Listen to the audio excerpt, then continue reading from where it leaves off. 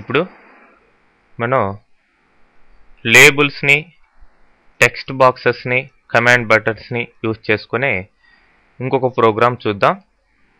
So ఇప్పుడు new select చేసుకోకుండా already ఉంది కాబట్టి మన ప్రాజెక్టు, ఆ ప్రాజెక్ట్ పేరు క్లాస్ అని ఇచ్చున్నాం. ఇంతకు ముందర ప్రోగ్రాంలో దాన్ని సెలెక్ట్ చేసుకొని ఓపెన్ చేయండి. సో ఇప్పుడు ఏ ఫాము ఓపెన్ కాలేదు అనుకుంటే ఇక్కడ మీరు ప్రాజెక్ట్ ఎక్స్ప్లోరర్లోకి వెళ్ళాలి. ప్రాజెక్ట్ ఎక్స్ప్లోరర్ వ్యూలో ఉంటుంది, లేదంటే Ctrl+R ప్రెస్ చేసినా కానీ వస్తుంది.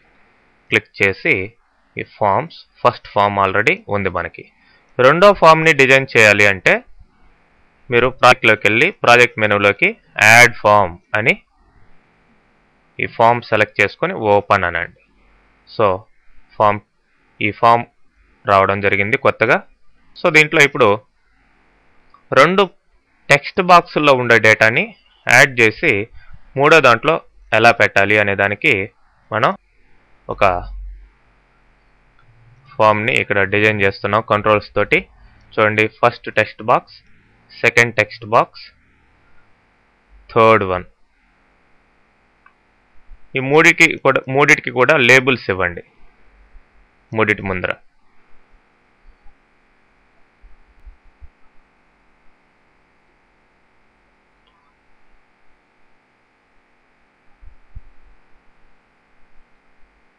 సో ఇప్పుడు ఒక కమాండ్ బటన్ తీసుకోండి. మీరు అన్నిటికీ కూడా నేమ్స్ చేంజ్ చేసుకోవచ్చు. For example form name, form మీద క్లిక్ చేసి ప్రాపర్టీస్ తీసుకోండి. ఫామ్ నేమ్ FRM ఏదో 2 మీ ఇష్టం. అండ్ దీనికి క్యాప్షన్ మార్చుకోండి.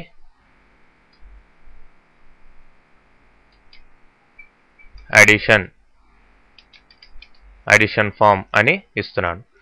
ఇప్పుడు లేబుల్స్కి కూడా నేమ్ మార్చుకోండి. లేబుల్ LBL NO1 అని ఇచ్చాను. అట్లానే లేబుల్ 2 కూడా LBL NO2, అట్లనే LBL రిజల్ట్ అనేదానికి LBLRES అని ఇవ్వడం జరిగింది. అట్లానే టెక్స్ట్ బాక్స్కి TXT NO1, TXT NO2, TXT result.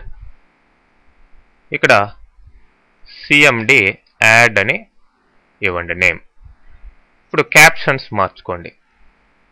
లేబుల్కి caption NO1 అనివ్వండి, దీనికి NO2, దీనికి రిజల్ట్ అని క్యాప్షన్ ఇవ్వండి.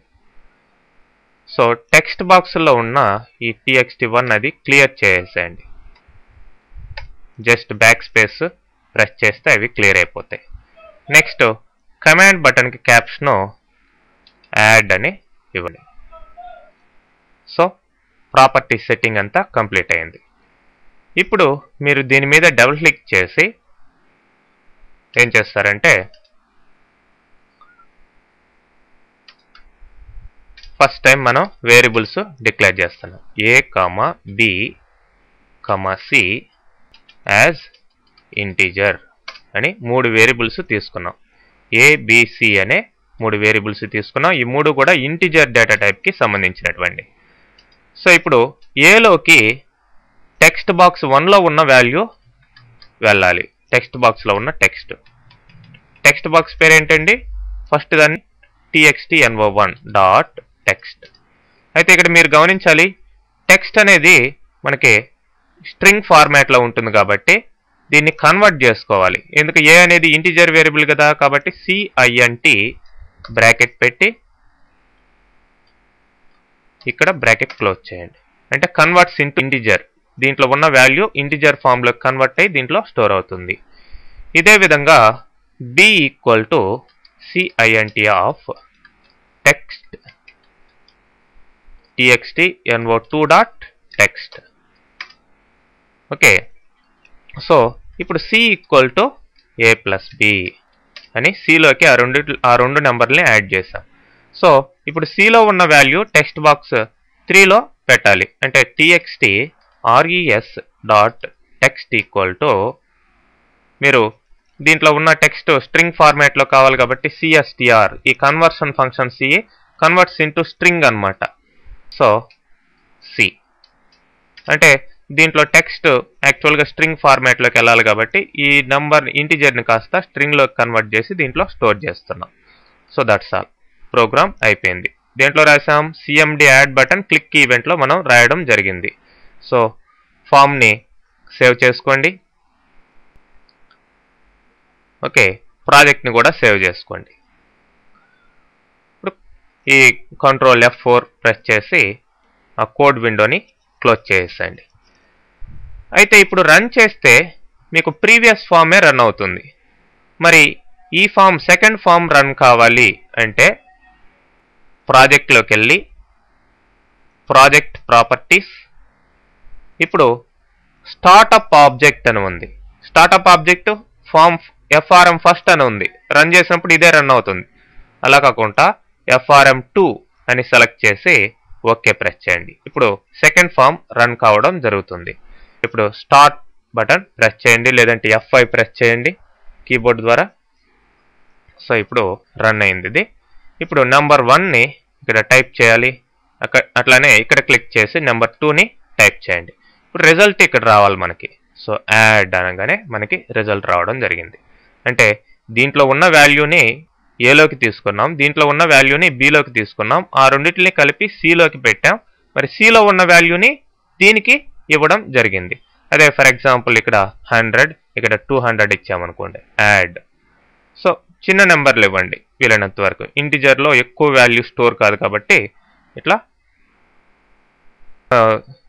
చిన్న నెంబర్లు ఇస్తే మీకు రిజల్ట్ అనేది రావడం జరుగుతుంది. సో ఓకే, క్లోజ్ చేస్తున్నాను. సో ఈ విధంగా మీరు ఈ ఫామ్ని డిజైన్ చేసి ప్రాపర్టీ సెట్ చేసి మీరు కోడింగ్ యాడ్ బటన్లో రాయడం జరిగింది. సో ఏం తీసుకున్నాం? 3 label controls, 3 text box controls, ఒక కమాండ్ బటన్ తీసుకొని మనం ఈ ప్రోగ్రామ్ని కంప్లీట్ చేయడం జరిగిందండి. ఓకే.